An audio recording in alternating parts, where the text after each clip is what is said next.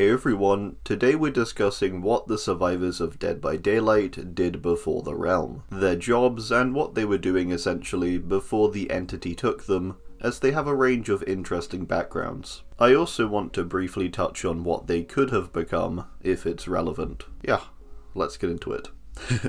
Dwight we're gonna start off with, and he's maybe the trickiest one to tackle, having a multitude of jobs. Now, it's not entirely clear how many of these are canon to our main Dwight, with them likely being jobs he had in other universes within the multiverse. But I want to mention them anyway. We have outfits that represent each of these, which makes it a bit easier. He worked for Peak 22, a .com company. He worked as a pizza delivery boy. He worked as a dog walker. He worked as a snake oil merchant. He worked at a gas station named Phil's Petrol, getting Employee of the Month 3 times in a row. And he worked as a Christmas elf to pay off his credit card. The one we know for sure our Dwight worked at is Peak 22, which appears to be an advertising company, with his tome lore focusing on his time there. The lore itself states that Dwight doesn't really know what his job is. His job title is Story Hook Supervisor. He's mainly just happy with the pay, and doesn't care otherwise. The lore also makes a brief mention of him dressing up for kids' birthdays, meaning he was potentially a party clown of some kind. Meg was likely going to be a professional athlete, breaking state records in Colorado in the 100-meter sprint before her leg injury, which was caused by a member of her running team. After breaking this record, Meg refuses the scholarship as her sick mother needs her care, and she spends her time caring for her. It's quite likely if her mother hadn't fallen ill, Meg would have continued her running at the college she was accepted into. A cosmetic also suggests she worked as a fortune teller. Again though, that could be a multiverse thing. Claudette is studying at college when she is taken. She gains an early scholarship at a great college, presumably studying biology or botany. She was likely a year or two into this course, as she has a cosmetic referring to an internship at a leading biochemical research center. She potentially would have gone on to work there full time had she not been taken. Jake didn't seem to have a job of any kind, growing up to a wealthy family, ignoring things like education and choosing to live out in the woods. He probably would have just continued like this. Nia is another character who didn't seem to have a job of any kind. She is said to have volunteered very briefly with an organization called Life Drop, where she hands out fresh and clean water. Aside this, she spends most of her time as a street artist, tagging different areas with her tag, Mash Sticks. Bill's job history is a lot of fighting. He serves 2 tours in Vietnam, leaving after suffering a knee injury from some shrapnel. DBD's lore then states he spends decades in dead-end jobs, so likely different stores and such. His job then becomes zombie fighting as the apocalypse breaks out. David is kind of similar to Dwight, in that he has a ton of jobs referenced in cosmetics, but it's unclear how many of these are actually canon to our David in the realm. These potentially canon jobs include being a mechanic and a model in a photo shoot. He was said to have a promising rugby career until he assaults a referee. He then becomes a debt collector and bare-knuckle fighter. When he disappears, his friends assume him dead, and it's quite likely had he not been taken, he would have been killed in a fight of some kind. Laurie worked as a babysitter prior to her time in the realm. We see her doing this during the original Halloween film. We can assume had she not been taken, she would have taken a similar trajectory that we see in the sequel remakes. Ace doesn't seem to have a conventional job of any kind, instead deciding to gamble his whole life, slowly accumulating a lot of debt. Some cosmetics mention a series of jobs that he seems to take on to help clear his debt, these being a fisherman, a hotel chauffeur, and he has experience in MMA, as we see in his tome lore. Feng has quite an interesting history, being a famous esports player known online as Shining Lion, and playing primarily for her team, the Laser Bears. With this career, she manages to leave home. She plays in a tournament known as the Nebula Arc Championships, which is stated to take place during 2012. As she's taken in 2017, This means she could have been a professional player and streamer for around 5 years, before her career spirals. The new challenge of the realm is what invigorates her again, so I think she would have recovered had she found something new to drive her. Quentin is still studying at school during the films, and I don't believe he has a job. It's quite possible he would have continued his research into dreams had he not been taken. Tapp works as a detective during the first Saw, and seems to have been one for his whole life. He likely would have continued with his goal of finding Jigsaw had he not died. Kate was a famous singer within the southern US.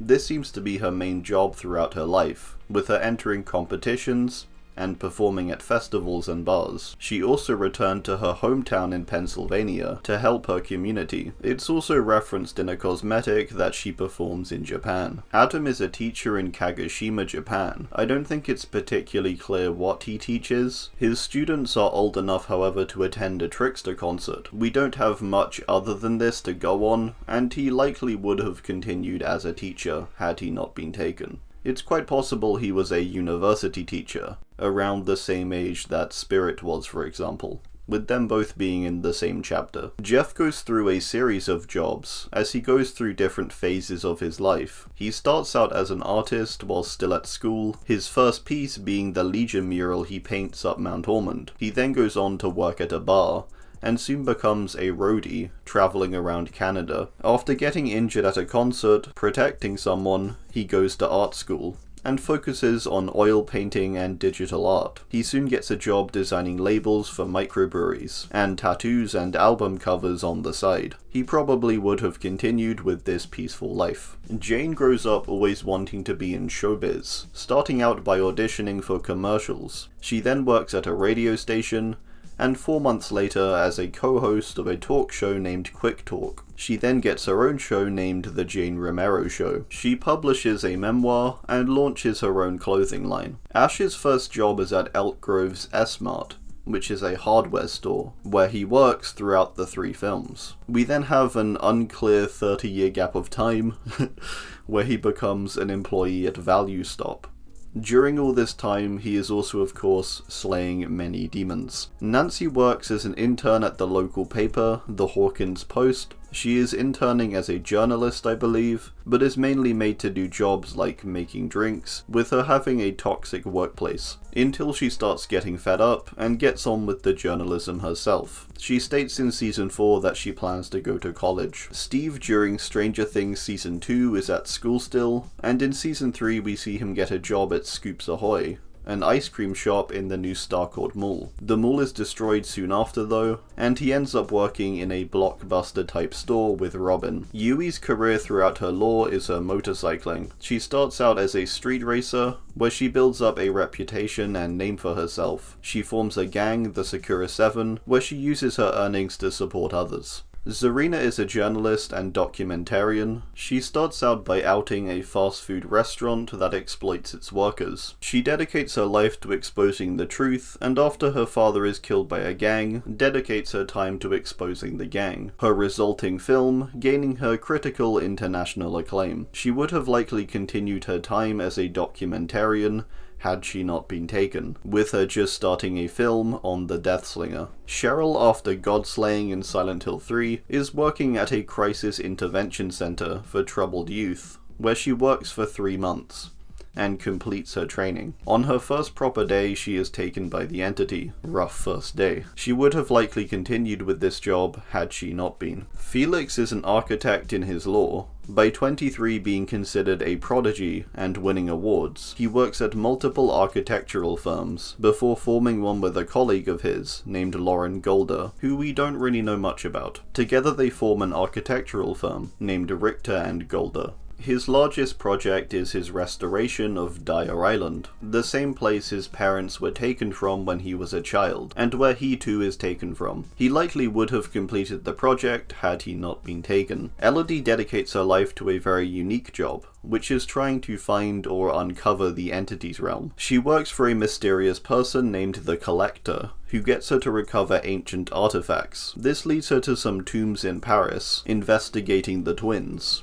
where she runs into the Black Veil cult. She would have died had the entity not taken her, and had she not summoned it with a symbol. Yun-Jin is hired by Mighty One, a music studio, as an intern. She creates many hits for the studio, without credit, but soon gains some after incorporating her production name, Magnum Opus, and she is soon made the producer of the band No Spin, the band becoming particularly successful after Ji-woon is hired. She would have died at the hands of Ji-woon had they not both been taken by the entity. Jill first works in the US Army, before she is recruited to STARS by Wesker, a special branch of the Raccoon City police force. After the events of the Spencer Mansion, she and some other STARS members break off and investigate Umbrella together. Leon's first job we see during Resident Evil 2, with him finishing his police training and going for his first day at the Raccoon City police station when the outbreak occurs. Mikaela works at a coffee shop known as the Moonstone as a barista. At the Moonstone, she hosted open mic nights and did palm readings. She also becomes very proficient with blessings and spells, and crafting organic products from her gardening. Her main dream is becoming a storyteller though, with her entertaining many of her friends with her tales. Jonah is very good at maths since a young age. He is hired by the CIA out of university as a codebreaker, where he continues to work, and is seemingly the only job he takes. It's likely after his conflicts with the CIA itself, and what he did, he would have left had he not been taken. Yoichi graduates from a university with a degree in marine biology. He works as a university professor, becoming the youngest professor in the university's history. Had the entity not saved Sadako from the well, and then gone after him, he would have continued in this position, I imagine. Haddie, a bit like Élodie, has a fairly unique job. She has special powers which allow her to see between different dimensions.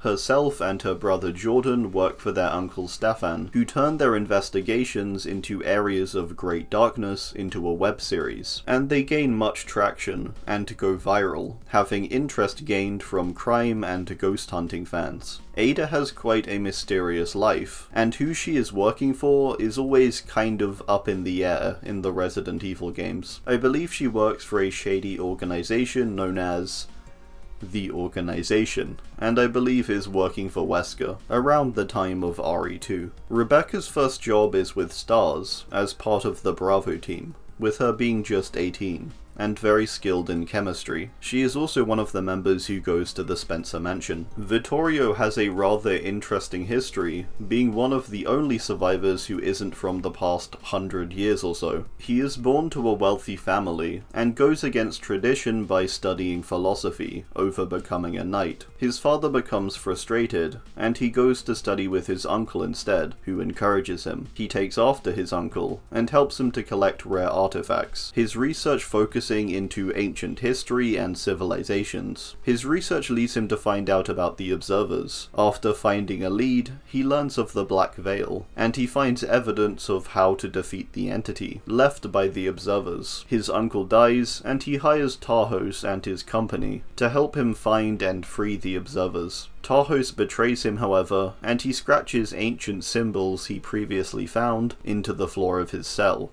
which seems to summon the entity, a bit like Hag and Élodie did. Had this not worked, he would have probably died in the cell. Alright, well, that's gonna do it. I do hope you enjoyed, and let me know if there's anything that I missed. Thanks, and okay, bye!